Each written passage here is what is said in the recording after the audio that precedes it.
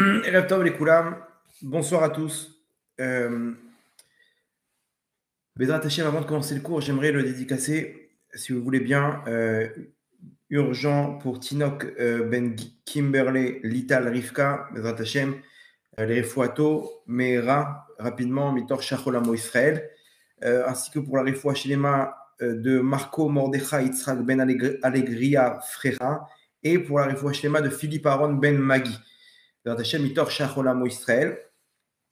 Et les Avdil, Bezrat Hashem, j'aimerais faire une dédicace spéciale pour Sheina de Marseille, okay, une fille à la fac qui a pris sur elle, à l'issue de ce qu'on avait dit dans un cours sur le fait de parrainer des otages. On avait parlé de parrainer des otages, là où on est, on peut faire quelque chose pour libérer les otages, une action dans le ciel, et Akadosh Baruch Hu, il peut changer la donne, comme ce qui s'est passé. Je vais raconter l'histoire pour les deux otages. Et à l'issue de ça, elle a pris sur elle de monter un groupe avec ses copines et de prendre sur elle certains mérites pour pouvoir, pour les otages.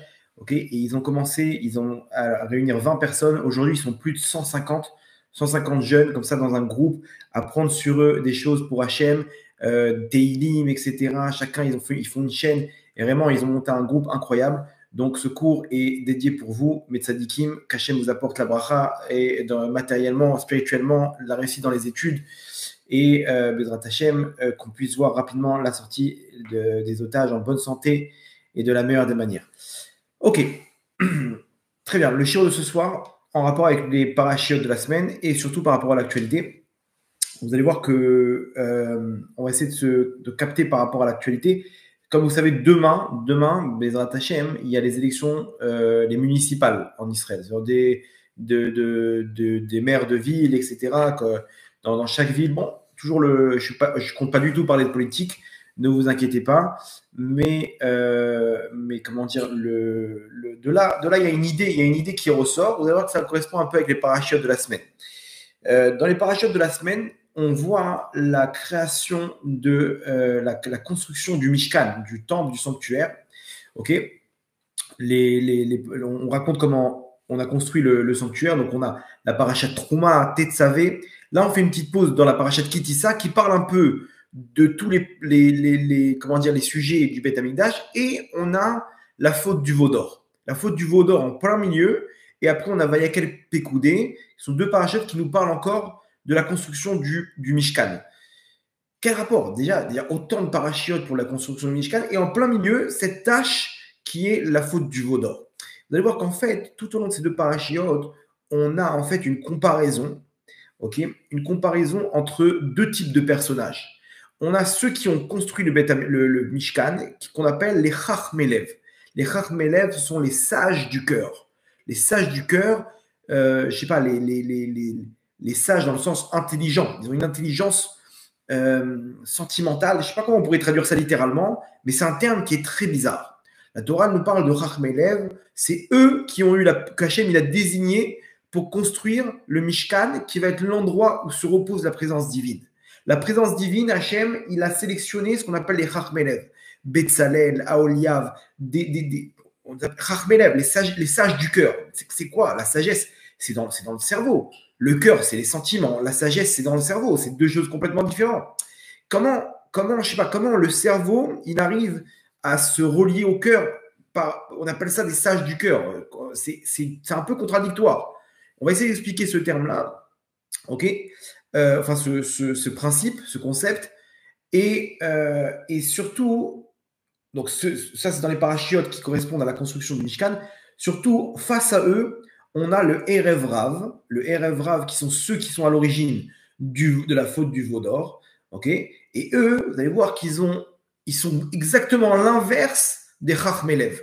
L'inverse. Vous allez voir, on va mettre en relief, si vous le voulez bien, dans le cours de ce soir, un point, ok, qu'on va essayer d'analyser ensemble et de faire descendre ça dans notre vie de tous les jours pour arriver à pas mal de choses. Peut-être voir à créer notre petit Mishkan personnel en étant nous-mêmes des Chachmelev, Bezrat Hashem, pour la suite.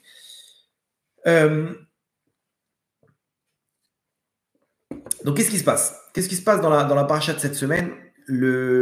Comment dire, le veau d'or, c'est une faute incompréhensible. Incompréhensible. On ne comprend pas comment les Bnei Israël, ils sont arrivés à dire Elé Elohecha Israël. Voici tes dieux Israël, en montrant du doigt un veau en or, une statue d'or, ok, un veau en or, et de dire c'est lui ton Dieu.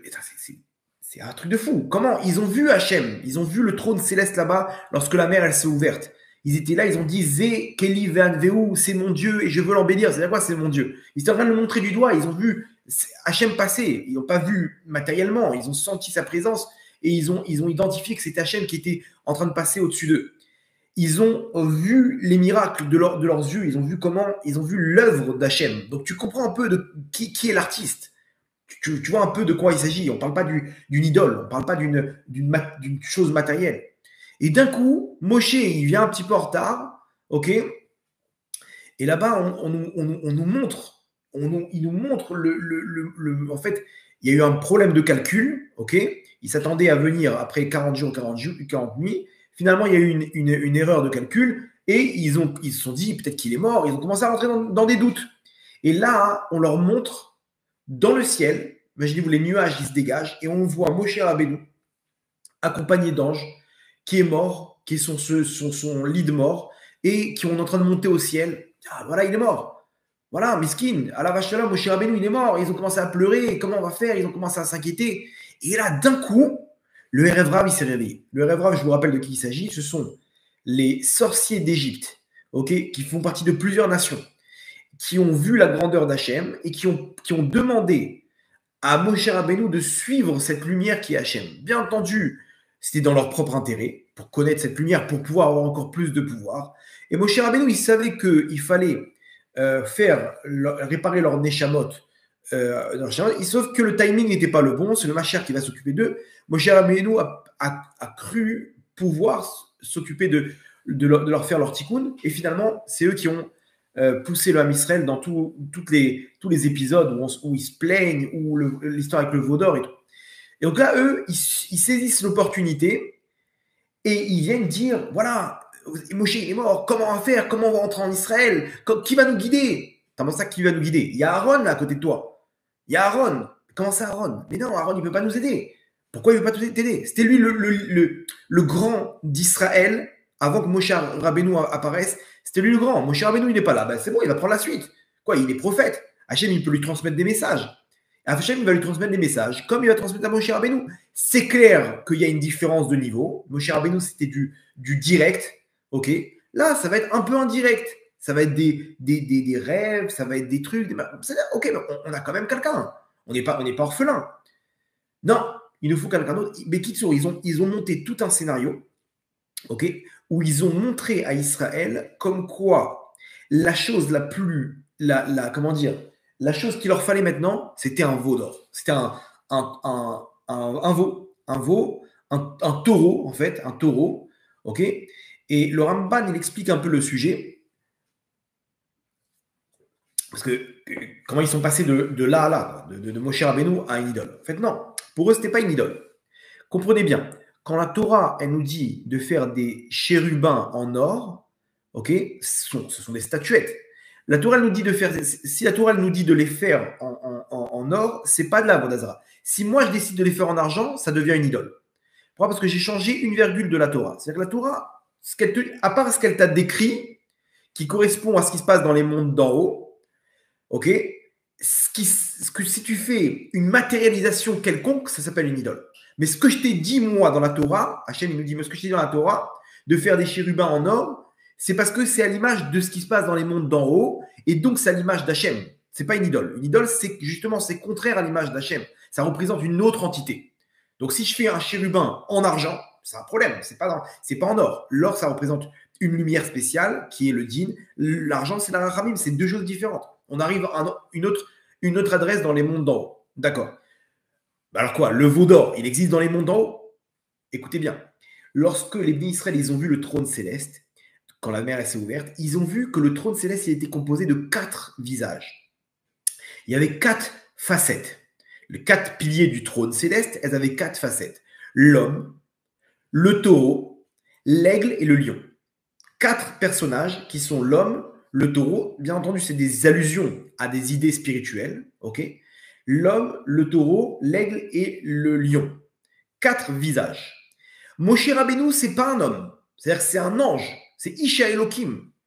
Nous, Hachem, il nous a dévoilé ce qu'il y a dans les mondes d'en haut. Est-ce qu'il y a quelqu'un qui peut faire l'intermédiaire entre le trône céleste et le Ham Israël comme Moshe Rabbeinu? Chez les hommes, non. Il y a des prophètes. Mais chez les hommes, il n'y a pas. Donc, ce qu'on va faire, c'est que le visage qui vient après, c'est le taureau. On va créer un taureau en or. Mais non, on a le droit de créer un taureau en or. Pourquoi? Parce qu'on l'a vu que dans les mondes d'en haut, ça ne représente pas une autre entité.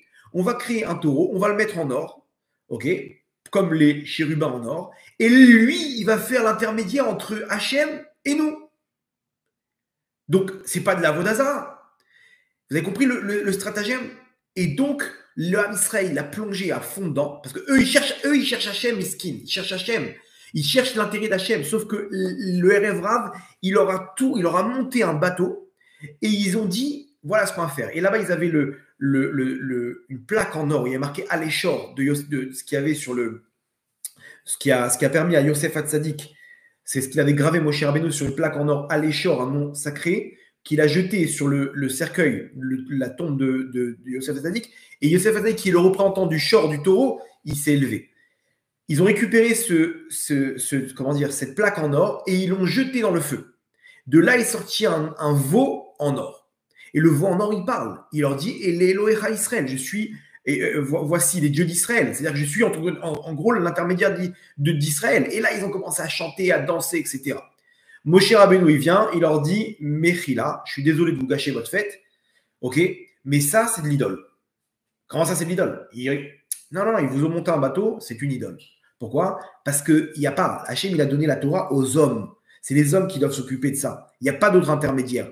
Oui, mais il y a non, laisse tomber. C'est pas pour nous, ça. Les autres entités, n'essayez pas de comprendre. Nous, on est un homme, on doit être dirigé par les hommes. Point. Donc, ce que vous avez fait, même si ça correspond, ça sort du système qu'Hachem a choisi. Donc, désolé, mais game over.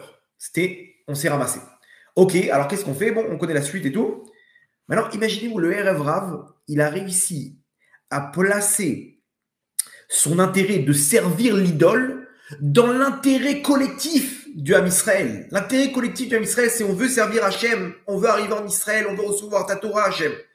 Le Erev Rav, il utilise notre intérêt à ses fins. Ces gens-là, ils ont un ego où tout ce qu'ils font, ils le font que pour eux. Maintenant, bien entendu, ils utilisent l'intérêt collectif du Ham Israël, où derrière se cache l'intérêt, leur propre intérêt. Vous avez compris? C'est ce qui s'est passé dans l'histoire du veau d'or. C'est pour ça qu'il y a eu tout ce scénario avec le Moshe qu'ils ont vu dans le ciel, parce que ils y ont cru. Les Bnei Israël, ils y ont cru, et on ne peut utiliser que ce qu'ils ont dans le cœur. Ok? Ça, c'est pour vous faire un petit résumé. Je ne sais pas si vous avez déjà entendu une explication comme ça de ce qui s'est vraiment passé. En tout cas, le Rambam, le Zohar et dans la Kabbalah, on nous explique un peu ce que je vous ai résumé ce soir. Maintenant, on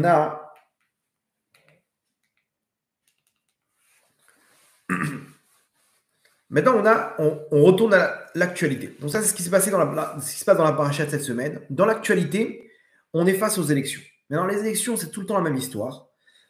Remarquez bien, on utilise le politicien, il a une caractéristique d'utiliser l'intérêt général collectif de la ville, du peuple, en fait, pour faire avancer son intérêt personnel. D'un coup, du jour au lendemain, le mec, on l'a jamais vu, il a fait sa vie, il reçoit son salaire, son machin, etc. Du jour au lendemain, il est intéressé par l'intérêt du commun des mortels, du peuple. Il descend, je suis là pour vous, une nouvelle ville, un nouveau truc. Et les gens, ils plongent dedans comme l'homme Israël. Attention, je ne parle pas de politiciens Yeré Shamaïm, Baruch Hashem, qui ont encore la crainte d'Hachem, qui font ça selon l'ordre de leur rabbanim, qui si on leur demandait, ils n'auraient pas été là-bas. Ok, je ne parle pas de ça. Hein. Je suis dans le politicien classique, quoi, qui est là, et on voit des affiches genre ça y est, on n'a pas d'autre Ashdod. Il s'annonce comme le libérateur, le Mashiach de la ville, le Mashiach du pays. Et il est là, ne vous inquiétez pas, je vais vous aider. Je suis là pour vous. Je suis là dans votre intérêt. Et derrière, on voit, c'est tout le temps la même histoire. Tout le temps, finalement, c'est quoi? C'est son intérêt personnel. Comment on s'est fait piéger par, comment il s'appelle? Par Bennett. Bennett, il était là, un truc, machin. Tous ceux qui ont voté pour lui, ils ont pris un revers. Le mec, il est là en train comment dire, de supporter les partis arabes en main dans la main avec la gauche, avec l'extrême gauche. Mais en tout son parti, c'est des gens de droite et d'extrême droite. Des gens qui ont voté pour lui. Ils se sont retrouvés. Mais qu'est-ce que tu fais, Tzadik? Qu'est-ce que tu fais? Attends, l'intérêt du pays, c'est l'intérêt du pays. Tu veux être Premier ministre et tu es prêt à tout. Tu ne regardes même pas l'intérêt des trucs. Mais vous comprenez l'histoire? Maintenant, il peut plus faire, il est plus en politique. Pourquoi? Parce qu'il peut plus regarder il a un minimum comment dire, de vérité en lui, quoi. Tu peux pas venir demain. Qu'est-ce que tu as proposé maintenant? Tu vas dire quoi? Je suis là pour vous. On t'a vu. On t'a vu que tu étais là que pour toi. Tu étais là que pour ta place, que pour ton honneur, que pour être au sommet de la liste. Vous comprenez? Ça, c'est le politicien. Le politicien, c'est une personne qui arrive à utiliser l'intérêt général pour faire avancer son intérêt personnel. D'accord? Et c'est ce qu'on a vu dans la paracha de Kitissa. Ok, c'est ce qu'on voit maintenant. Tout va aujourd'hui dans les comment dire, dans les affiches. Ok. Je ne parle pas des partis religieux, bien qu'il y a beaucoup comment dire, d'exagération, etc. Mais en tout cas, comprenez qu'il y a quelque chose qui revient tout le temps, l'intérêt général. D'un coup, tout le monde est important. D'un coup, mon prochain, c'est lui, je suis là que pour toi. Les Shem Shamaim, avec une pureté magnifique. Je ne suis pas là pour moi je suis là à votre service. D'un coup, il vient régler des problèmes, il s'occupe de choses, genre, il a que ça à faire, il est là aux petits soins et tout. Tu nous prends pour qui là? Et les gens, ils tombent dans le panneau parce qu'ils voient un nouveau paysage de politique, donc ils voient une nouvelle vie, donc ils sont là, ils sont sûrs, et les gens, ils sont comme des fous, et rebelote. C'est tout le temps la même histoire. Qu'est-ce que tu imagines qu'il va faire? Je ne comprends pas qu'ils ont les mains liées ici. Ils ont tous les mains liées, si c'est par la Cour suprême, c'est par les États-Unis, c'est pas par les États-Unis, c'est par le monde, c'est pas par le monde, c'est par l'ONU, c'est pas par le. C'est économiquement parlant et machin, il y a des intérêts, il y a plein de trucs, ils font les malins, les mecs ils parlent, dès qu'ils montent au pouvoir, on les entend plus. Pourquoi? Parce qu'il y a des intérêts, tu parles, t'inquiète pas, on a des dossiers sur toi, on peut te faire taire.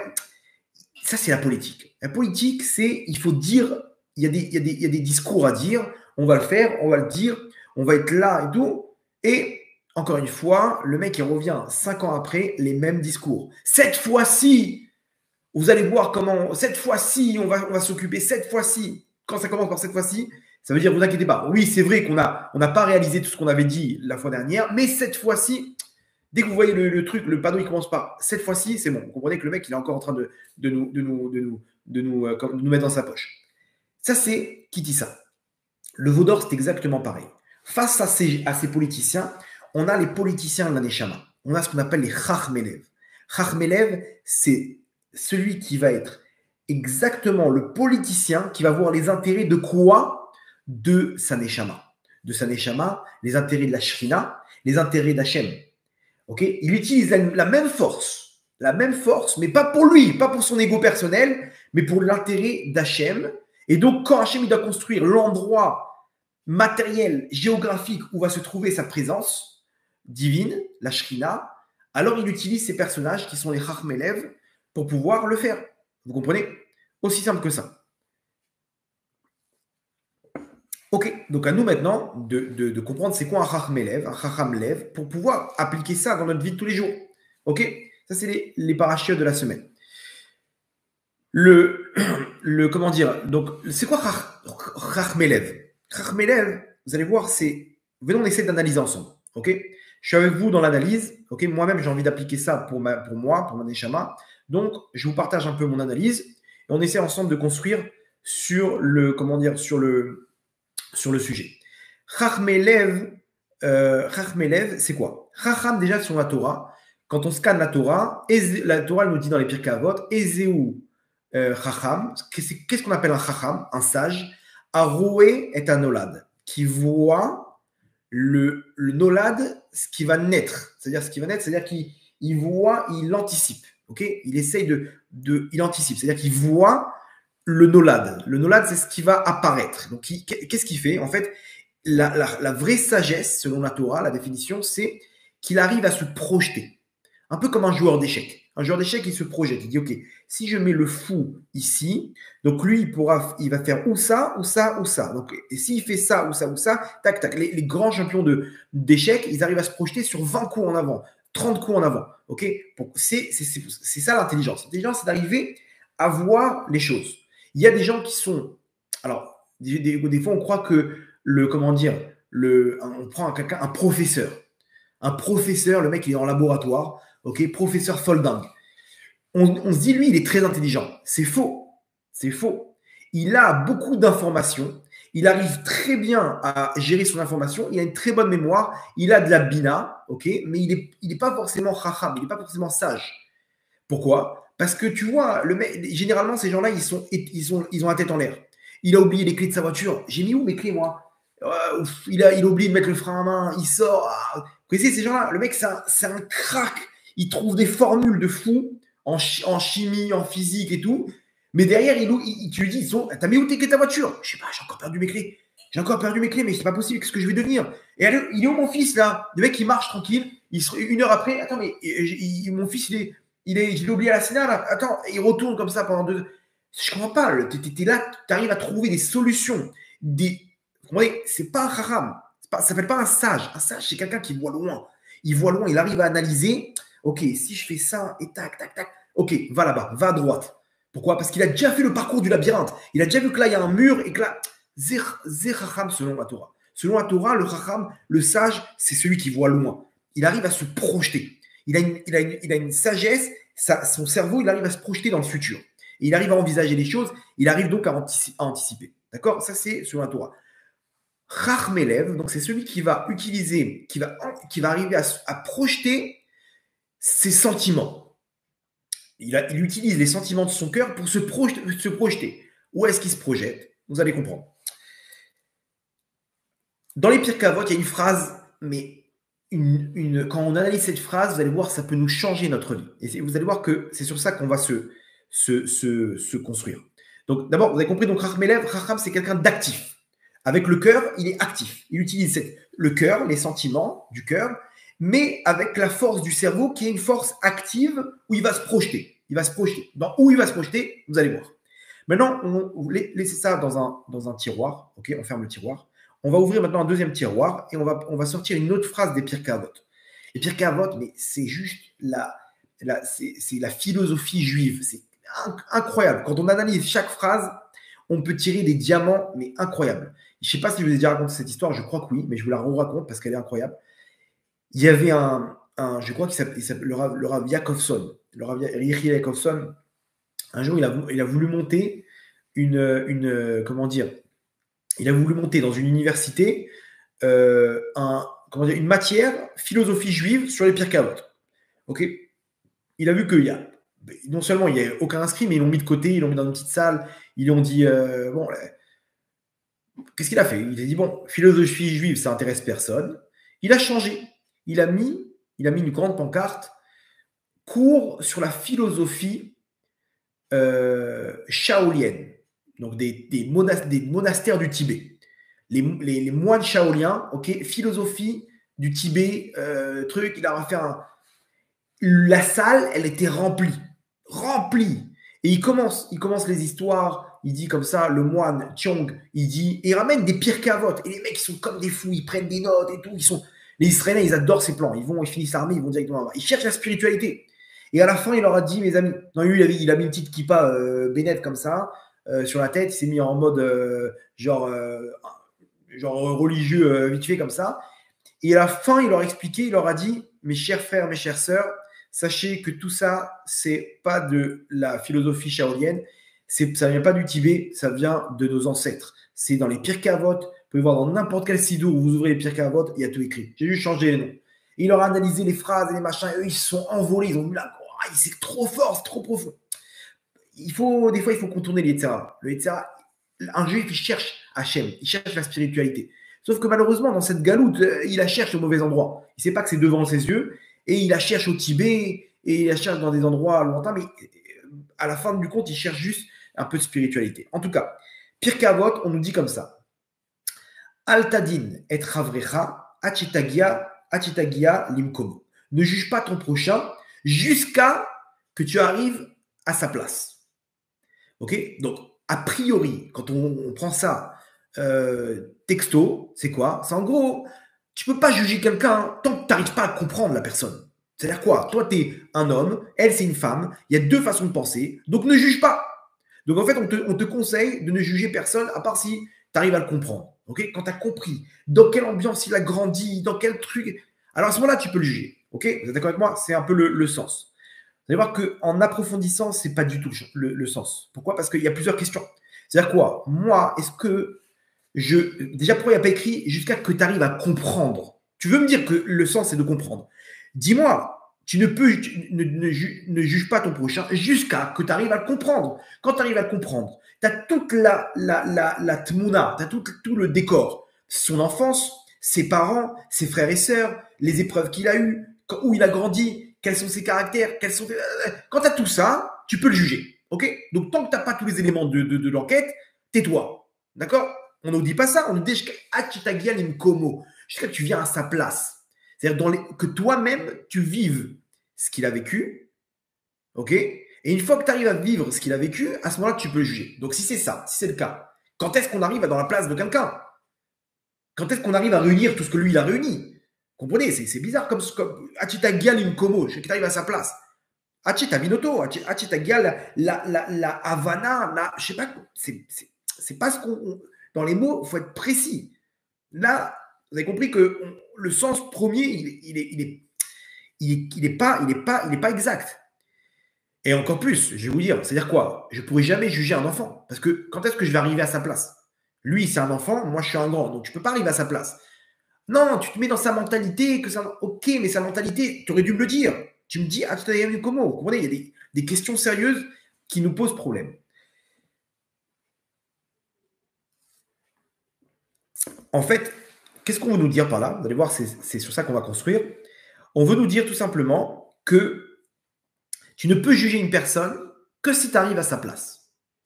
C'est-à-dire, tout simplement, mets-toi dans ses chaussures. Mets-toi dans sa vision des choses. Tant que tu n'arrives pas à analyser son comportement, c'est-à-dire que tu ne te mets pas en lui. Moi, je n'existe plus. J'annule mon ego. Je vais essayer de penser comme lui. Si j'arrive à penser comme lui, alors à ce moment-là, je peux le juger. Pourquoi? Parce que là, je vais comprendre chose que je n'arrivais pas à comprendre parce que je le voyais avec mes lunettes, avec mes yeux. Tant que je vois quelqu'un avec mes yeux, je ne pourrai jamais le comprendre et donc je ne pourrai jamais le juger. Donc on te dit, annule-toi et mets-toi à l'intérieur de lui. Mets-toi à sa place. Tu n'existes plus. Tu n'es plus ce David-là, ok? Tu es lui. C'est-à-dire que tu n'existes plus. Mets-toi à la place de ta femme, ok? Toi, tu n'existes plus. Enlève ton ego, enlève ton intérêt, mets ça de côté. Mets-toi à sa place, réfléchis, qu'est-ce que lui recherche? Là, une fois que tu as tous les éléments, ok, à ce moment-là, tu peux le juger. Vous avez compris? C'est-à-dire qu'on ne te demande pas de le comprendre. Parce que si tu le comprends, tu vas le comprendre avec ta vision des choses à toi. Tu vas essayer. Donc, en fait, il y aura un mix des deux. C'est pas bon. Tu vas pouvoir un peu le juger, mais ce ne sera pas émettre. On te dit, sois bimkomo. Bimkomo, c'est-à-dire que tu sors de ton corps, ok? Tu sors comme quelqu'un qui a une mort clinique, qui se voit sortir du corps, et tu rentres dans son makom à lui, ok? Tu essaies de comprendre un peu ce qu'il vit, et là, tu peux juger. Vous avez compris? C'est très fin. On continue. Donc, vous avez compris que nous, le conseil qu'il nous donne nos sages, c'est que un homme, en fait, de façon naturelle, il juge l'autre dans ses yeux, par ses yeux. Ok? Ça, c'est naturel. Pourquoi? Parce que j'ai tout le temps appris à chercher et à protéger mon intérêt. Tout le temps. C'est pourquoi? Parce que c'est une protection pour moi. Hachem m'a donné cette nature pour pouvoir me protéger et pour pouvoir comprendre quels sont mes besoins. Donc, j'ai tout le temps une tendance à chercher mon intérêt. D'accord? Ça, c'est bien, mais au bout d'un moment, il faut savoir voir l'intérêt de l'autre. Une fois que tu as compris ton intérêt, tu as compris tes besoins, arrête-toi.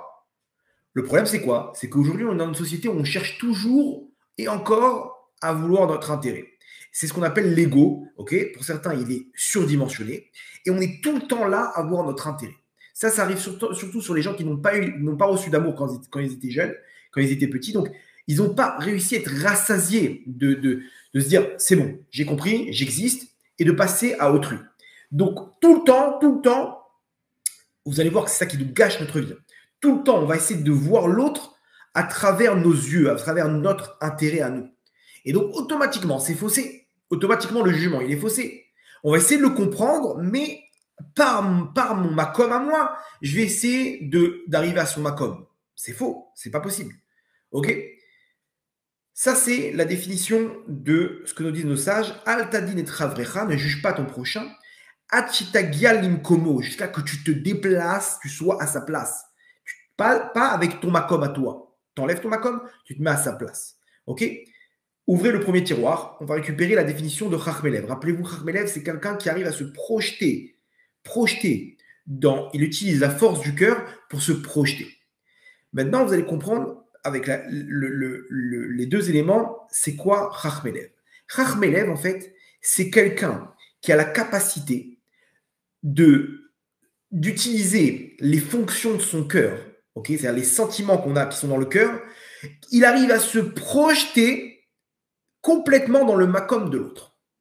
Il arrive à un niveau où il a complètement annulé son intérêt, ok, et il arrive de façon active à se projeter complètement chez son prochain. Donc, il peut voir exactement quels sont les besoins du prochain. Pourquoi? Parce qu'il a sa place. Vous comprenez? C'est très fin. Chachmelev, c'est qu'il est tellement arrivé à annuler son intérêt propre qu'il arrive à voir l'intérêt du prochain. Comment tu arrives à voir l'intérêt du prochain? Tout le temps, Megial Imkomo. Il se projette, il casse son intérêt à lui, son ego, et donc il arrive à voir l'intérêt du deuxième, de son prochain. Il arrive tout le temps à se projeter. Vous vous rappelez, la chorma, c'est de se projeter. Donc lui, il voit son prochain, il arrive à se téléporter à l'intérieur de lui, de comprendre exactement ce qu'il a besoin, et par rapport à ça, lui donner tout ce qu'il a besoin. Ces gens-là, c'est les gens les plus heureux au monde. Les gens, ce qu'on appelle les Chachmelev, ils arrivent à une symbiose avec leur prochain incroyable.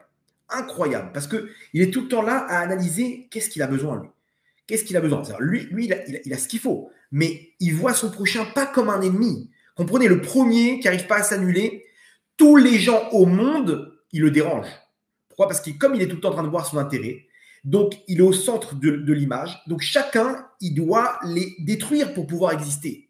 Il doit détruire l'intérêt de l'autre pour pouvoir faire exister le sien. Tandis que le Chachmelev, il a Hachem au milieu, donc tout le monde, tous les gens autour de lui sont là pour l'aider. Vous comprenez? Il est sans arrêt en train de voir son prochain parce qu'il se projette tout le temps. Donc, il a un Ben Adam Lachavero parfait. Ok, et donc, la Shrina, elle peut se déposer là-bas. Et donc, c'est lui qui construit le Bet Amikdash. Ce qu'on appelle les Chachmelev, c'est ceux qui arrivent à construire le Bet Amikdash parce qu'ils ont cette capacité à voir les besoins de l'autre. Pourquoi? Parce qu'ils se projettent tout le temps dans l'autre. Comment ils arrivent à se projeter? En s'annulant. Ok? Vous allez voir, je vais donner quelques exemples. Là, on est un peu dans la théorie. Vous allez voir comment les choses elles vont se dessiner de plus en plus.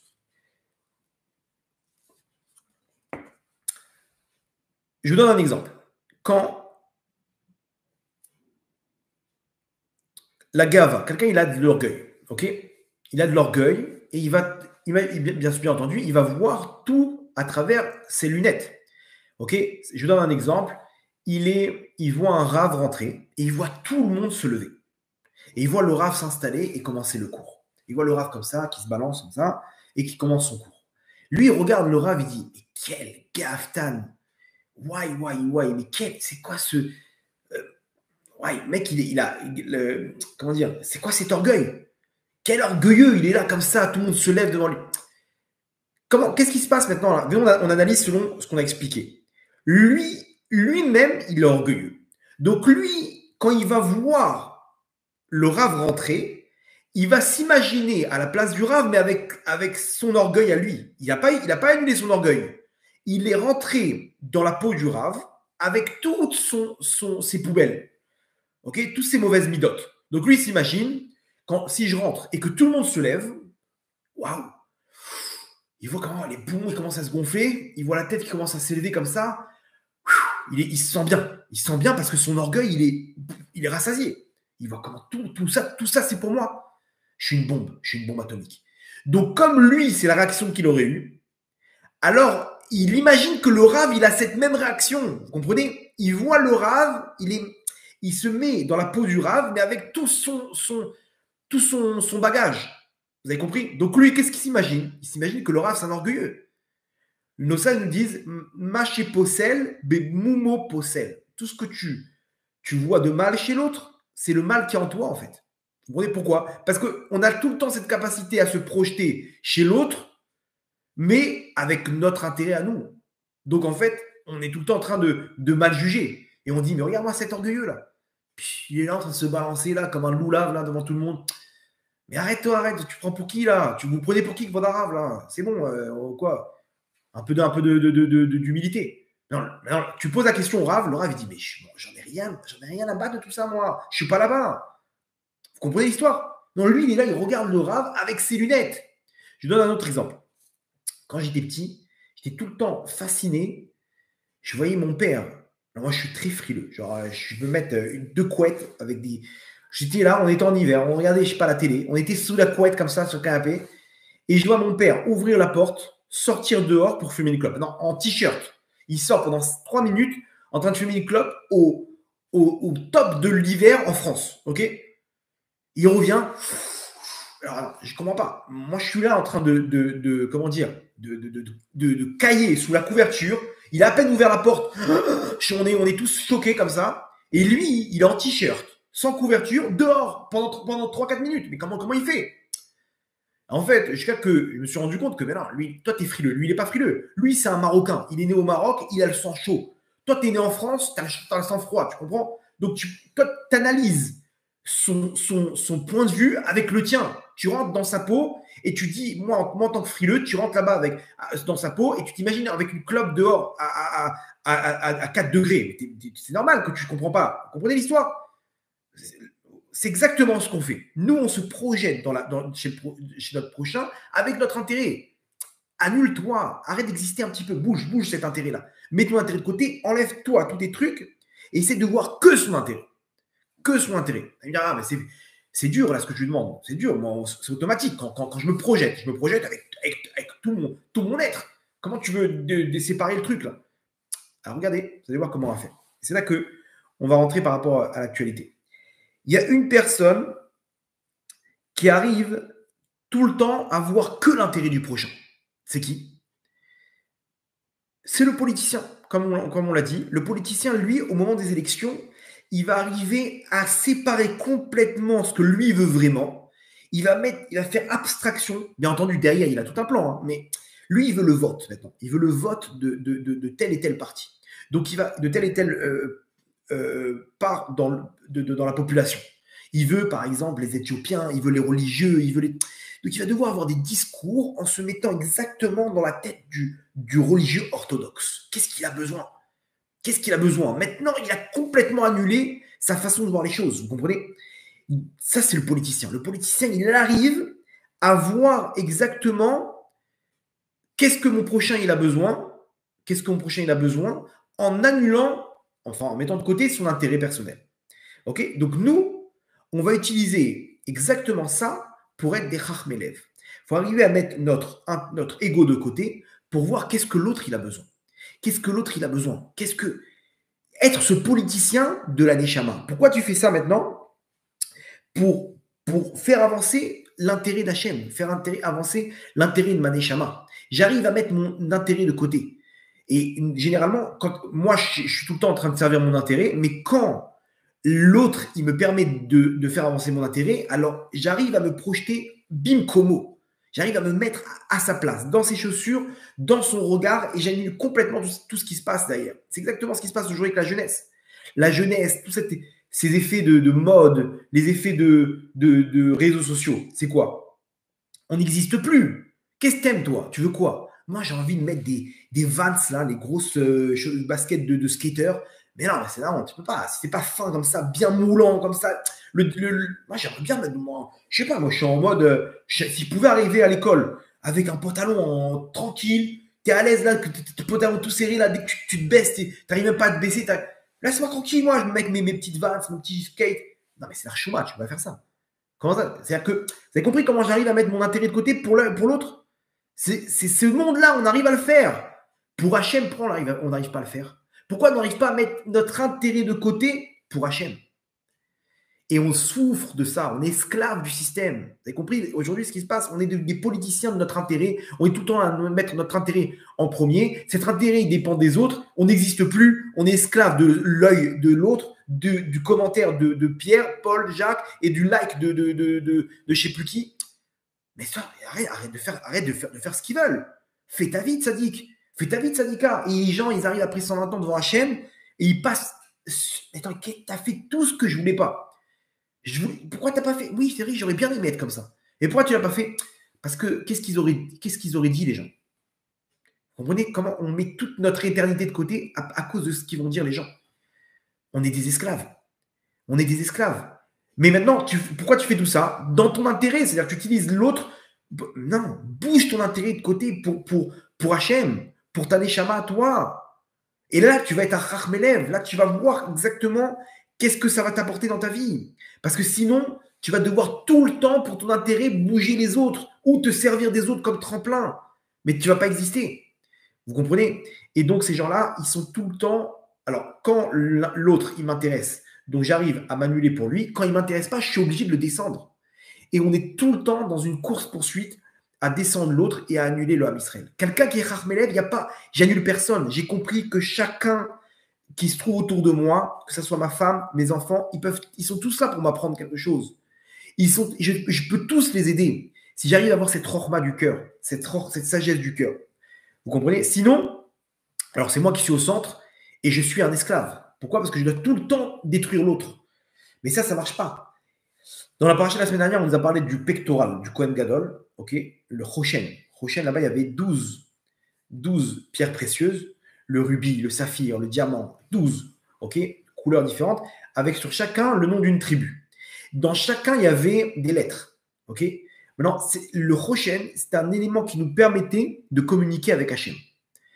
Un élément qui nous permet de communiquer avec Hachem dans n'importe quelle situation. J'ai la capacité de poser une question et les pierres précieuses, elles s'illuminent, les lettres qui y a à l'intérieur, ça forme un mot. Je recompose les lettres et j'ai la réponse à ma question.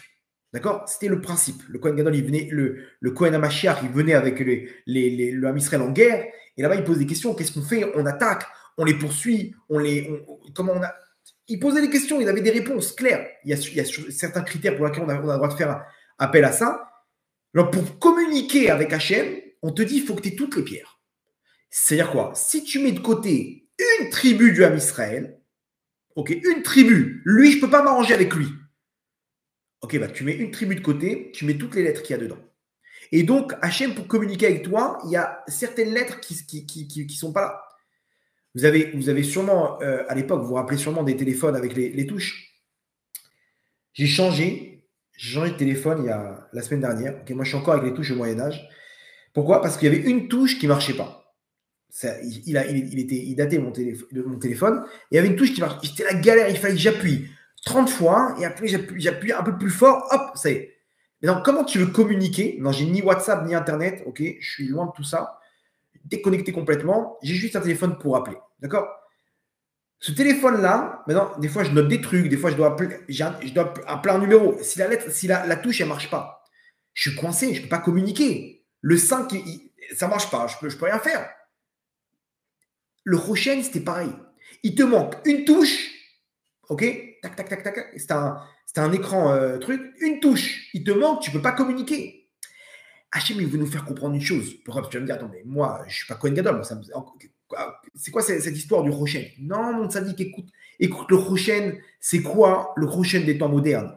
Quand toi, tu as effacé une personne du Ham Israël, tu ne peux plus rentrer en communication avec Hachem. Le Chachmelev, c'est quelqu'un qui arrive à voir que chacun chacune des personnes autour de lui, elle est là pour lui, mais pas pour son intérêt. Elle est là pour l'aider. C'est-à-dire que il est là, elle est là dans son intérêt. Dans son intérêt, c'est pas pour rien qu'on a mis cette femme-là. Et il arrive à se projeter quels sont ses besoins à lui. Comment je peux l'aider? Comment je peux le comprendre? Comment je peux le juger? Il arrive à mettre son intérêt de côté et donc tous les gens autour de lui deviennent ses alliés. Pourquoi? Parce qu'il sert un seul intérêt, celui d'Hachem. Donc pour servir pour l'intérêt d'Hachem, ma femme c'est mon allié, mes enfants, mes parents, chacun il devient un allié pour moi.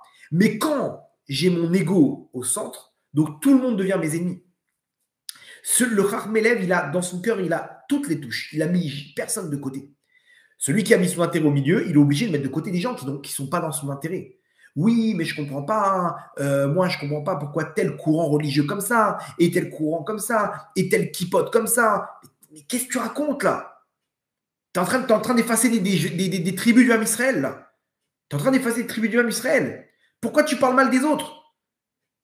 Sache une chose que ces gens-là qui parlent mal de leur prochain, ils effacent des pierres précieuses. Comment tu veux parler avec Hachem? Comment tu veux qu'Hachem il te parle? Tu t'écartes d'Hachem, c'est-à-dire que la proximité avec Hachem, où Hachem il peut rentrer en communication avec toi par Ashgara Pratit, par providence divine, par des rêves, par des choses comme ça, des circonstances de la vie, où tu sens qu'Hachem il te guide. Ça, c'est que les gens qui ont cette sensibilité du cœur. C'est que les Chachmelev qui arrivent à accepter chacune des personnes autour de lui. Mais nous, on est sans arrêt en train de dire, eux, ils sont comme ça, et je comprends pas pourquoi. J'ai vécu des trucs avec le Tikkun Shevavim. Mais vraiment, les gens, ils comprennent pas, ils croient qu'ils parlent de moi. Tu parles du Harizal. Tu comprends, viens, renseigne-toi, viens étudier le sujet. Pourquoi tu parles maintenant? Les gens, alors quoi, le mec avec la tzedaka, il a réparé? Mais pourquoi tu prends comme ça? Viens étudier, on t'explique le truc. Il y a le Harizal, il y a le Ben Ishraï derrière, il y a des trucs. Pourquoi tu mets de côté comme ça, genre, ils ont rien compris cela. Pourquoi la personne, elle se nomme comme le Ham Israël. Moi, je suis le Ham Israël, avec mon tzaddik, avec ma Torah. Les autres, ils n'ont rien compris. Pourquoi t'as qu'une pierre maintenant dans le pectoral du Kohen Gadol. T'as qu'une pierre. T'es tellement loin d'Hachem. T'es tellement loin d'Hachem, mon tzaddik. T'es tellement loin d'Hachem. On t'a pas dit. Toi, tu utilises cette pierre parce que t'es telle tribu, mais ne jette pas les autres pierres. Quelqu'un qui a cette chorma du cœur, qui arrive à voir chacun et se comprendre. Ok, viens, je vais essayer de comprendre maintenant comment eux, ils comprennent la Torah. Comment tel courant, il comprend la Torah. Arrête, mets pas une croix tout de suite. Oh, n'importe quoi, ceux-là, avec leur truc. Là. Mais pourquoi tu fais ça? Celui qui arrive, Chachmelev, il n'a aucun ennemi. Il a que des amis. Et là, il a Hachem avec lui. Il a Hachem avec lui.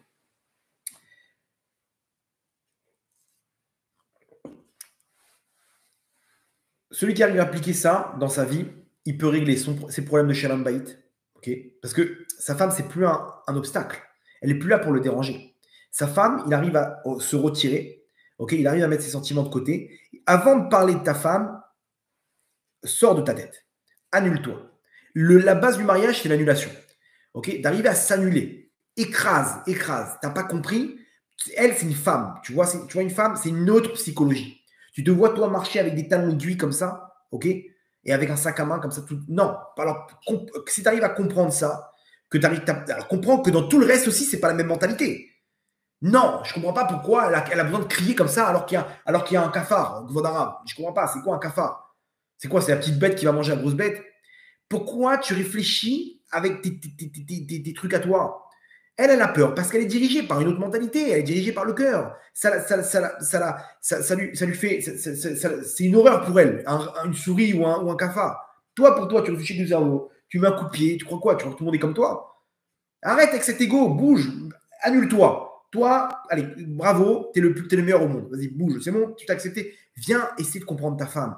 Ta femme, elle a des besoins. Apprends c'est quoi une femme. Pareil, Matsadika, apprends c'est quoi un homme. Elle est là, elle croit que c'est facile, ça va, tu peux ramasser quand même. C'est quoi? Tu peux pas ramasser la chaussette qu'il y a par terre, tu peux pas faire un peu la vaisselle. Comprends, lui, il n'est pas là-bas. Explique-lui c'est quoi une femme. Explique-lui que c'est important pour toi. L'ordre, lui, ça ne te dérange pas.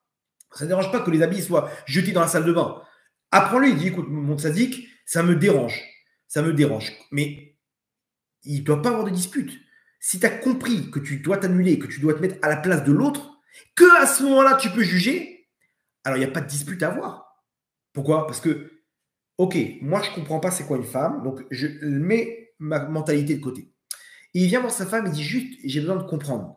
Moi, tu vois, je suis comme ça et comme ça. Toi, hein, explique-moi la psychologie. Tu n'as même pas besoin d'étudier les livres. Tu viens voir ta femme gentiment. Tu dis, regarde, moi, dans ma mentalité, je suis comme ça. Ok, donc, je n'ai pas besoin de t'éduquer à ma façon. Je veux comprendre toi comment tu réfléchis. Bien entendu, tu ne peux pas non plus. Elle aussi, elle doit s'annuler. Donc, Rabbi Nachman dit, c'est quoi le Shalom Bayit? C'est toi, tu t'annules. Elle s'annule. On arrive à un point C. Toi, tu es A, B. Toi, tu t'annules. Elle s'annule. Mais toi, tu ne dois pas devenir une femme. Et elle ne doit pas devenir un homme. Vous devez devenir un point C. D'accord? Donc, oui, je dois quand même exprimer. Je dois lui faire comprendre aussi quel est mon makom à moi. Pour qu'elle aussi, quand elle me juge selon ma vision des choses à moi. Ok, je dois expliquer c'est quoi ma vision des choses. Voilà comment j'ai grandi.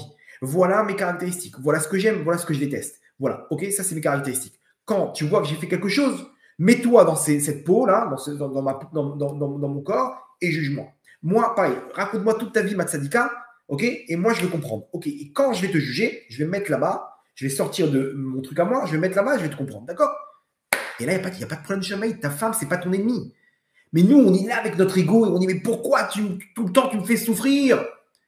Mais elle n'est pas là-bas, elle est pas dans. Non, non, tu me fais souffrir. Je vais raconter une histoire personnelle.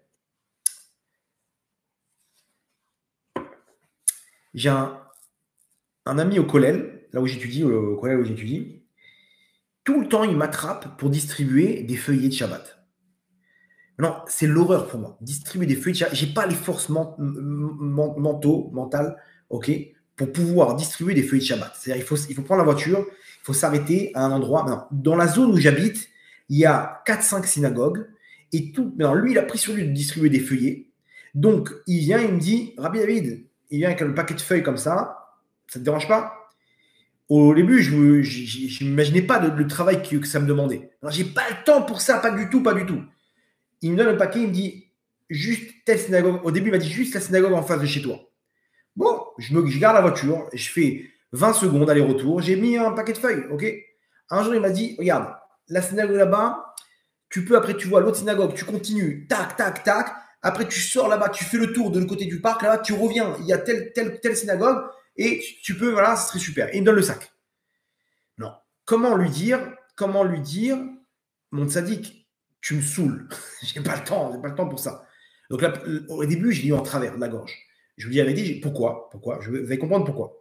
Parce que je me suis dit, mais pourquoi il croit comment dire? C'est-à-dire, pourquoi il croit que j'ai le temps pour ça? Comment il voit pas mon bien-être? Moi, je suis quelqu'un de pressé, ok? Et lui, il vient, il me sort de tout ça pour faire son intérêt. Ok, ça, c'est la première vision des choses que j'ai eue, que je veux dire comment j'ai réglé le problème avec le sujet du cours de ce soir. Moi, comment je vois les choses? Moi, je suis un mec très speed. Ça veut dire que quand j'ai un truc en tête, je fonce. Et ça me rend fou quand on me ralentit. Ok? Donc lui, pourquoi ça m'énervait ce qu'il me faisait? Parce qu'il me ralentit. Il m'empêche d'avancer dans mon plan. Ok? Et il me sort de mon plan pour faire son plan à lui. Que lui, il a pris sur lui, sur mon compte. Vous avez compris l'histoire? Très bien. Un jour, je lui ai demandé d'aller chercher mon fils, qui est dans la même classe que son fils. Il m'a dit, écoute-moi bien, tu sors spécialement pour aller chercher? Alors viens, je te l'amène tous les jours. Laisse tomber. Vas-y, Rabbi David, c'est bon. Je le prends, je te l'amène tous les jours. Il a pris sur lui de ramener mon fils tous les jours, ok? Parce que lui, il est dans tous les cas dehors. Et moi, je dois sortir spécialement pour aller le chercher. Quand il m'a dit ça, j'ai compris que, en fait, deux secondes. Lui, il a un nachat. C'est un mec qui aime donner. C'est-à-dire, c'est un mec qui est complètement là pour son prochain. Ok? Vous allez comprendre mon erreur après. Donc lui, comment il voit les choses? Regardez l'histoire. Comment il voit les choses? Il croit que tout le monde est détente comme lui. Il ne sait pas que moi je suis speed. Ok? Moi, j'ai pas le temps. Il croit que je suis détente. Comme lui, il est comme ça. Lui, qu'est-ce que tu veux? Je vais chercher ton fils. Ok, je te l'amène où? Là-bas, au collège ou à la maison? D'accord. Ok, je te l'amène tous les jours. Il n'y a pas de problème. Lui, il est comme ça. C'est un mec qui voit les choses. Ça ne les dérange pas de casser son emploi du temps pour son prochain. D'accord?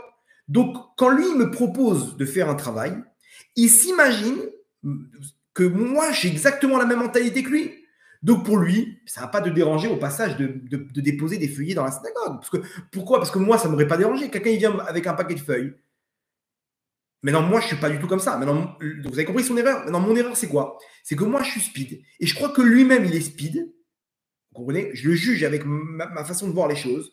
Et je me dis, attends, toi-même, tu es speed. Tu sais ce que c'est d'être speed. Donc, pourquoi tu me ralentis? Pourquoi tu me mets des bâtons dans les roues alors tu sais Vous avez compris comment je le juge? Donc, pour moi, c'est un ennemi. Il me fait du mal.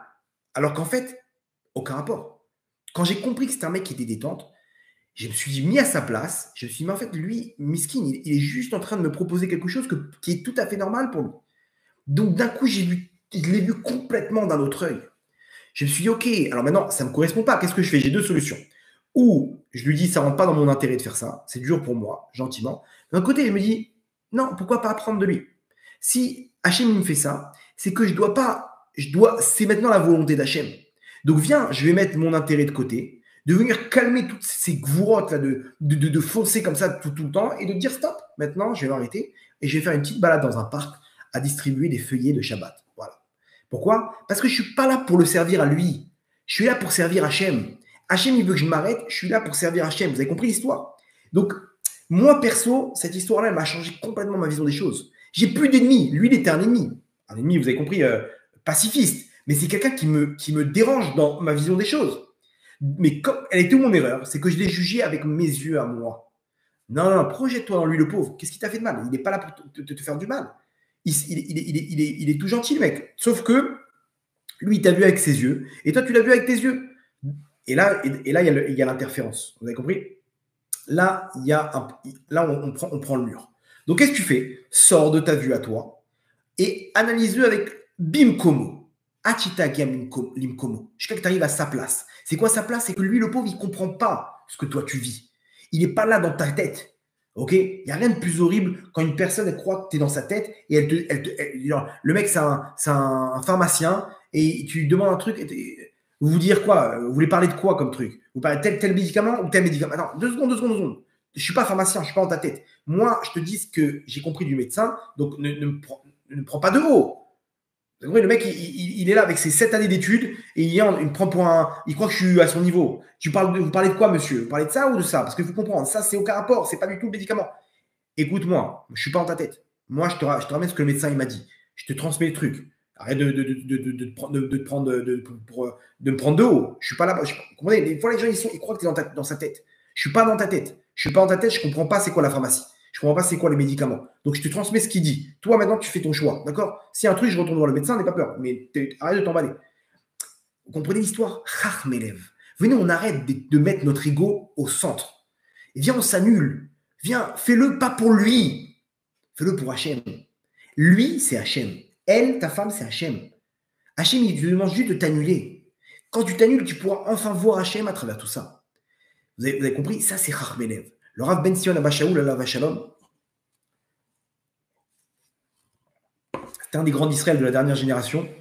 Il était d'une humilité. Un jour, il faisait la queue pour entrer dans le bus.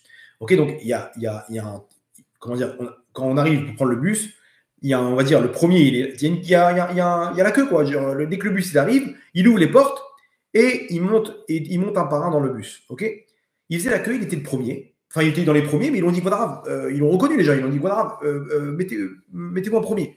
Imaginez-vous l'humilité. Il n'a pas de chauffeur, il prend le bus comme tout le monde. Il est là en train d'attendre gentiment. Le bus, il a un tout petit peu de retard. Le mec, il arrive, le chauffeur du bus, avant d'arriver, il doit faire une petite vérification à l'intérieur du bus pour voir s'il n'y a pas un mec qui a oublié un sac, s'il n'y a pas un objet suspect ou quoi que ce soit. Donc, il fait un aller-retour, il regarde à droite à gauche et il revient.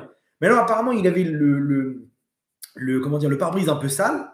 Il vient en furie, il prend son chiffon, il jette le chiffon chez au Rav Ben Sion Abba Shaul. Il dit Rabbeinu, je t'en prie, un petit coup sur le pare-brise là, je suis désolé du retard, on doit foncer, fais-moi un petit coup du pare-brise. Et il part dans le bus pour faire sa vérification. Le Rav Ben Sion Bachaou, il se retrouve avec le chiffon dans les mains. Naïvement, il va, commence à nettoyer le pare-brise. Les gens, ils étaient là avec Vodarav. Il dit non, c'est ma mitzvah. Mais c'est pas vous de faire ça, Vodarav. Mais quoi? Comment ça, c'est pas moi de faire ça? Je crois, je mérite pas de faire cette mitzvah d'aider un juif. Vous avez compris où est-ce qu'on est, nous? Nous, on est là. Attends, tu me prends pour qui, là? Je suis quoi? Je suis ta serpillère, là? Vas-y, rentre chez toi. Non, lui, il n'est pas là. Lui, il est avec Hachem. Maintenant il n'est pas là en train de chercher son intérêt. 2 secondes, je vais nettoyer maintenant devant tout le monde, là. Oh, j'ai mon honneur, là. Je ne suis pas un pigeon. Rav Ben Sion Abachaou, il est avec Hachem. Hachem, il me demande de nettoyer le pare-brise maintenant. Vous vous rendez compte de la puissance, comment ça te change ta vie? L'autre, pendant 3 jours, il aurait été déprimé de la boucha qu'on m'a fait, la honte qu'on m'a fait. Mais mets-toi de côté un petit peu avec toi et moi et mon intérêt. Le Rav Israël de Salint, à la Vachalom, il a monté un mouvement de Moussar, Tnouat Moussar. Moussar, c'est la morale, tous les lois, comment travailler les traits de caractère, comment affermir son caractère. Tout ce truc-là, ce mouvement, c'est le Rav Israël de Salint qui a monté. À partir de quel événement il a monté ça? Il y avait un coordonné, qui est devenu très riche. Et il a réussi dans les affaires, et il a marié sa fille. Il s'est retrouvé sous la choupa avec un mariage de fou. Mais non, ça y est, c'était plus le même homme. C'est la classe, le truc très riche, très élégant et tout. Il a complètement changé de vie. Et il voit un ancien copain, lui, qui le regarde et qui lui prend une semelle et qui l'appelle et dit hey, il lui jette la semelle comme ça, devant tout le monde. L'autre, il prend la semelle et regarde autour de lui. Et tout le monde le regarde. Genre, imaginez-vous la honte. On te fait rappeler, n'oublie pas qui tu es, quoi. Tu étais un cordonnier, tu te prends pour qui, là, avec tout ce mariage-là? Tu nous as fait Château de Versailles, là. Où t'es qu'un cordonnier comme tout le monde, là, vas-y. Il a jeté une semelle. L'autre, il a attrapé la semelle. Ses mains, elles ont commencé à trembler. Boum, il est tombé, arrêt cardiaque. Il est mort comme ça, sous la roupa du mariage de sa fille. Terrible, ça fait le cauchemar. L'autre, mais ça va, mais et les gens, ils sont en train de regarder, mais t'as pas honte, mais qu'est-ce que tu fais de boucha barabim? T'auras pas de part au monde futur, t'auras pas de truc. Et le Rav Israël de Salint, il s'est exprimé, il a dit, maintenant, on monte la Tnouat Moussar, le mouvement de morale, morale juive, et il a commencé à écrire des livres et des trucs et des machins, il a monté tout ce mouvement-là. Un jour, ses élèves lui ont dit, Vodarav, n'est-ce pas que c'est à cause de cette honte qu'il lui a fait là-bas, sous la roupa, à ce cordonnier, que vous avez monté ce mouvement-là? Il a dit, non, pas du tout. Il dit, comment ça, pas du tout? La honte. Il dit, non, mais ça existe toujours. Malheureusement, il y a toujours des fous, des réchins. Pourquoi j'ai monté ça?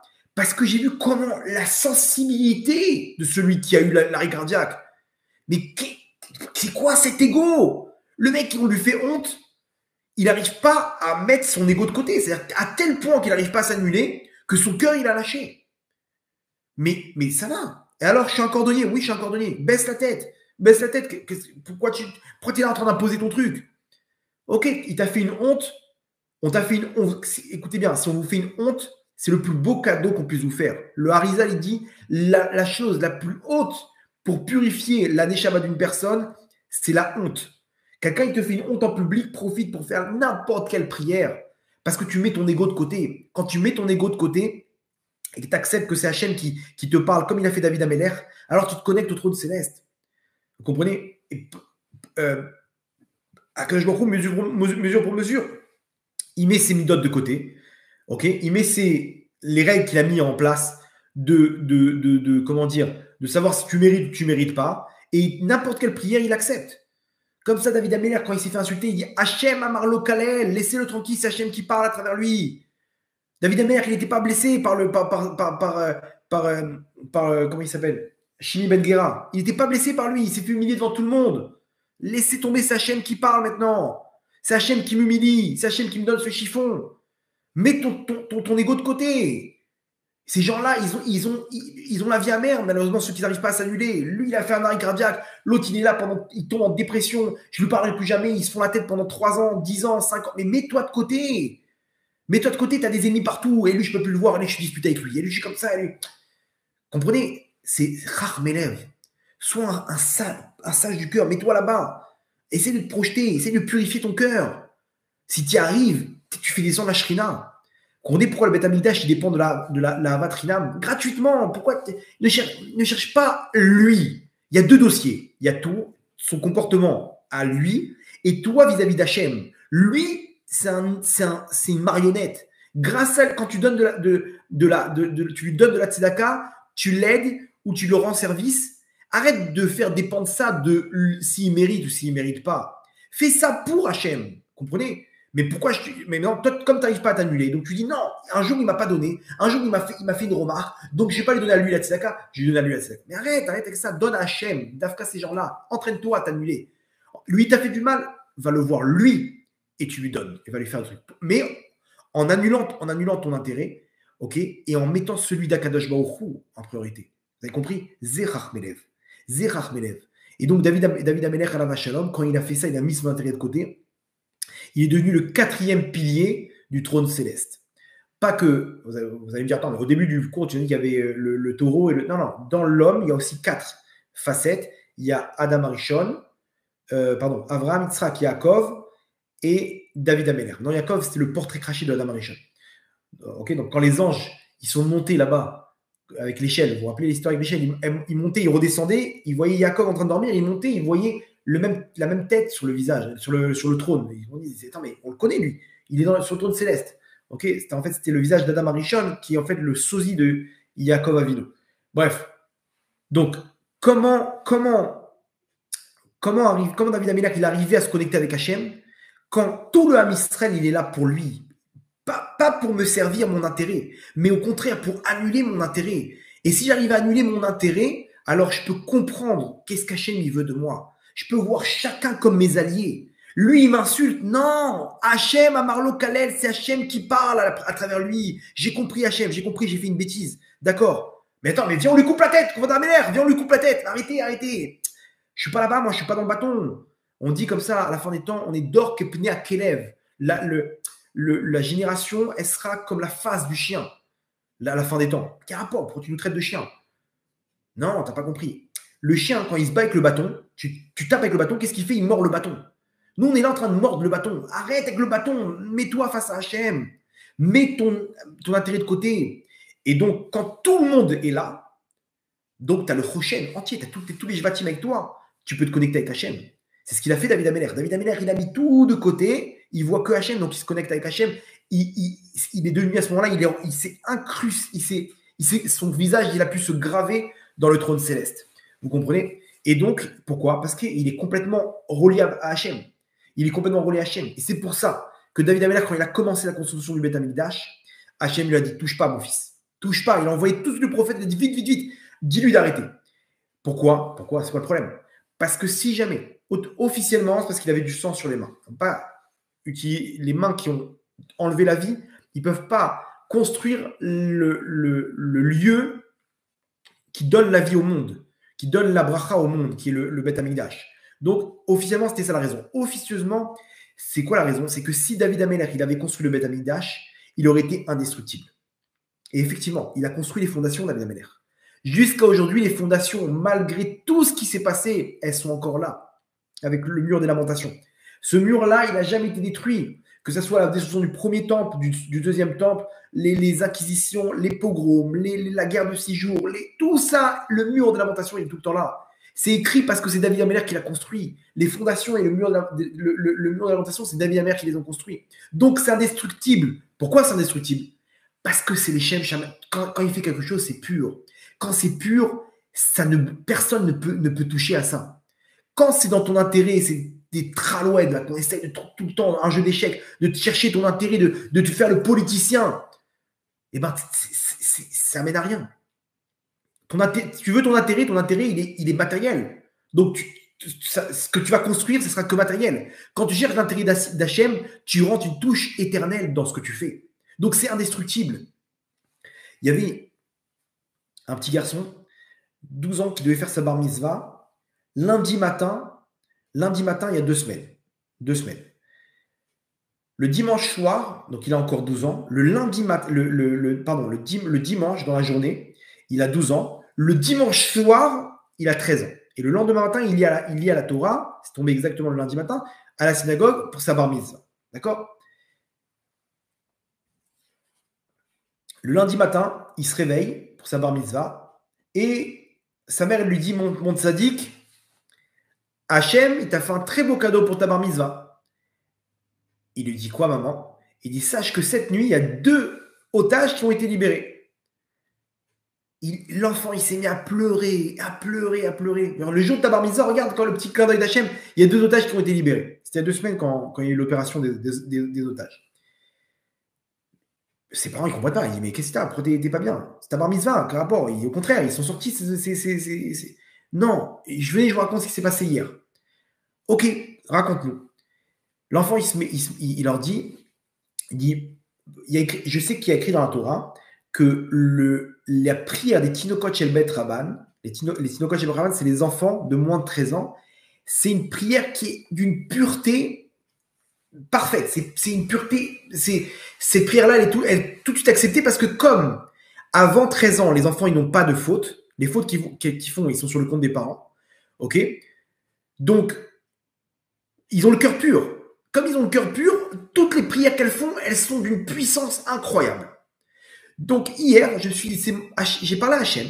J'ai dit Hachem, c'est mon dernier jour en tant que Tinok chez le Bet Rabban. Que demain, à partir de demain, à partir de ce soir, je vais commencer, les fautes, elles sont sur mon compte. Donc mon cœur, il va passer de 100% pur à 99,9%. Donc tant que j'ai encore cette force dans ma parole, ok, parce que j'ai encore le cœur pur, donc je te demande une prière, un petit cadeau pour ma bar mitzvah. J'aimerais bien, regardez la prière pure d'un enfant. Je t'en supplie, j'aimerais bien voir sortir des otages pour ma bar mitzvah. Voilà la prière qu'il a fait le dimanche ou le soir même à 1h du matin, une opération, mais un film d'action, comment ils ont réussi à sortir 2 otages entre les mains d'une 50aine de terroristes, sans aucun blessé, aucune égratignure. Il y en a un juste, il est tombé du premier étage, là, il s'est un peu foulé la cheville. Mais sinon, un truc de fou. Comment ils ont fait une opération? Il leur a dit, je me réveille le matin et vous me dites, Hachim, il a libéré 2 otages. Mais c'est le plus beau cadeau. Ça, c'est le cœur pur, Rabotai. Quand tu as le cœur pur, tu demandes ce que tu veux, t'es Rachmelev. Rachmelev, cette chorma du cœur, on peut l'atteindre. Comment? Mets ton intérêt de côté. Projette-toi dans les bottes de l'autre. Projette-toi dans les yeux de l'autre. Commence à t'entraîner, à voir ton prochain. Commence à être comme ça. Et c'est eux qui ont construit Beth Amikdash. C'est eux, des personnages comme David Ameller, comme Betzalel, comme Aoliav, qu'on appelle Chachmelev. C'est l'opposé complet du Erev Rav, que tout ce qu'ils font, c'est dans leur intérêt. Vous comprenez? Donc c'est ça ce qu'on doit chercher maintenant. À être le politicien de Taneshama. Soit le politicien de Taneshama, mon tzaddik. Soit la politicienne de Taneshama, ma tzadika. Arrête de voir l'autre. Tu viens, tu fais pour Hachem. Pour Hachem. C'est pour toi que je suis là, Hachem. Tu viens, tu mets ton kissou, tu fais ton Shabbat, tu fais ton truc. Bouge l'œil de l'autre. Et maintenant, donc il n'y a plus d'ennemis. Et je dois faire moi ce que j'ai besoin. L'autre, il est là pour me. C'est un bâton. Il est là je dois le voir comme un ami, pas comme un ennemi. Je dois me mettre à sa place. Je le comprends. J'ai compris. Tiens, prends ce que tu as besoin. Vas-y. Vous avez compris? Donc, au lieu de me battre avec toute la terre, je suis là à donner ce qu'Hachem il attend de moi à travers l'autre. Ça, c'est Chachmelev. Comment le faire? Sois Chachmelev. Et donc, tu arrives à t'annuler de plus en plus, donc à de plus en plus purifier ton cœur. Et donc, tu es connecté avec Hachem. Tu es connecté avec Hachem. C'est ce qu'on fait aujourd'hui. Aujourd'hui, les gens, ils prennent sur des mitzvot. Pourquoi tu fais tout ça? Pourquoi tu te couvres la tête maintenant? Parce qu'Hachem, il a demandé. Parce qu'il y a la guerre. Parce que je veux que les otages, ils sortent. Pourquoi tu fais ça sans intérêt? Que pour les autres? C'est Chachmelev. Vous comprenez? Hachem, il est en train de faire des scénarios aujourd'hui. On s'entraîne avec le cœur pour faire pour l'autre. On a grandi dans un monde, on cherche tout le temps notre intérêt. Hachem, déjà, il a tout brisé avec le corona. Il a fait comprendre qu'il n'y a plus d'intérêt. Plus personne ne te regarde, tu restes chez toi. Il nous a déconnectés de la société. Il a déconnecté du regard de l'autre. Il a déconnecté de notre prochain. Retrouve-toi avec toi-même. Arrête de vivre par rapport à l'autre. Essaie de connecter avec ta famille, à toi, avec tes enfants, avec tout ça. Comprenez? Si on arrive à le faire, on purifie notre cœur. Et là, maintenant, on se retrouve à cette épreuve. Et comprenez pourquoi maintenant, il n'y a jamais eu de pluie comme il y a eu en Israël aujourd'hui. Il n'y a jamais eu de... C'est un sourire du ciel, à Botaï. Pourquoi? Parce que le ciel, il est content de ce qu'on fait. On fait les choses avec le cœur. Vous comprenez? Donc, il faut continuer comme ça. Il faut garder ces mitzvot. Il faut garder cette chorma du cœur le maximum possible pour pouvoir arriver à servir Hachem. C'est ça ce qu'Hachem nous demande. Et c'est ça ce qu'on doit casser. Ça y est, tu as cherché ton intérêt. il est temps maintenant de chercher l'intérêt d'Hachem. Arrête de continuer à faire de trouver comment tu pourras faire avancer ton intérêt dans ce monde-là. Ça ne sert à rien. Occupe-toi de celui de ta Neshama, occupe-toi de celui d'Hachem, occupe-toi de celui d'Ashrina, et à ce moment-là, tu es connecté avec Hachem. Tu es connecté avec Hachem, tu as tout l'Am Israël avec toi, tu as tout le pectoral du Kohen Gadol. Tu es connecté avec Hachem, tu es dans les bras d'Hachem. Tes prières, elles sont pures. Tu es heureux. Tu vis, chacun, c'est tous tes frères. Zé Avat Israël, Rabotai. Zé Bet Amigdash. Ce Bet Amigdash, il descend dans ton cœur, il descend autour de toi. Il y a la Shrina avec toi. Ça, c'est Zé Rachmelev, Rabotai. On peut y arriver. Venons, on arrête de juger notre prochain, de descendre notre prochain. Le problème que tu vois chez les autres, il est dans ton cœur. Pourquoi? Et toi, tu te projettes avec ton cœur chez eux et tu crois qu'ils sont comme toi. Mais c'est faux. Ils ont tous quelque chose à t'apporter. Ils sont tous là, main dans la main. On peut tous être là pour servir Hachem. Venez, on met Hachem au centre, Botaï. On met Hachem au centre et à ce moment-là, vous allez voir combien on peut gagner. Combien, quand on fait rentrer la Shrina dans notre foyer, dans notre vie, combien on est gagnant de tout ça.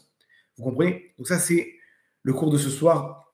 Ok, à nous de nous renforcer. Par rapport à ça, c'est du Ben Adam Lachavero, vraiment de mettre de la mlir et travrecha, de faire régner son prochain. Ne croyez pas qu'on est perdant. S'annuler, c'est complètement mettre Hachem au centre. Et quand tu as mis la Shrina au centre, tu as la bracha. Tu as la bracha partout. Où que tu vas, tu as la bracha. Où tu vas, tu marches, tu as la Shrina sur toi. Là où tu ailles, tu es un béni des cieux. Tu es un chanceux. T'es le mazal avec toi. Vous comprenez? Donc, tenez bon, mes tzadikim. Tenez bon, mes tzadikot. On y est, mes Hachem, vers la Géoula finale, Berachamim Dolim. Je ne vous laisse pas avec une petite histoire. Bien qu'il y ait des petites histoires sympathiques ce soir, mais une petite dernière pour vous raccompagner chez vous, mes Hachem. Le Rav David Ravniak Pinto, c'est un tzaddik vraiment que j'aime beaucoup. Vraiment, c'est le vrai tzaddik authentique qui, une émouna pshuta, comme ça n'existe plus aujourd'hui. Vraiment, c'est comme les tzaddikim de l'ancien temps. Ils n'ont pas que des brachot, ils ont aussi de la Torah, des midot, Avat Israël. Ils ont ce cœur pour le Ham Israël. C'est très rare. À Boutaï, on a de la chance d'avoir encore un tzaddik comme ça dans le Ham Israël, et surtout chez nous les Français. Et on m'a raconté une histoire, vraiment, ça m'a vraiment touché parce que ça représente exactement ce qu'on ramène dans le cours de ce soir. Le Rav David Pinto, chez Yechie, il était en voyage aux États-Unis. Je crois que c'était à Los Angeles. Et il s'occupait, il y avait quelqu'un de très important, quelqu'un qui avait beaucoup d'argent, un donateur de ces institutions, qui devait se divorcer. Père de 4 enfants, ok, qui devait divorcer.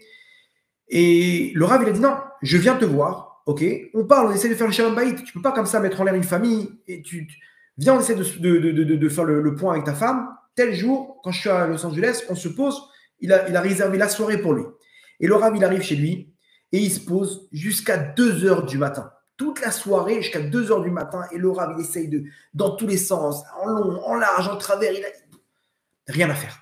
À la fin, il voit qu'il parle avec des murs. Ça se dispute, ça crie, ça hausse le ton et machin. Et effectivement, il a dit, voilà, vous avez vu, il n'y a rien à faire. Donc, il faut nous laisser divorcer maintenant.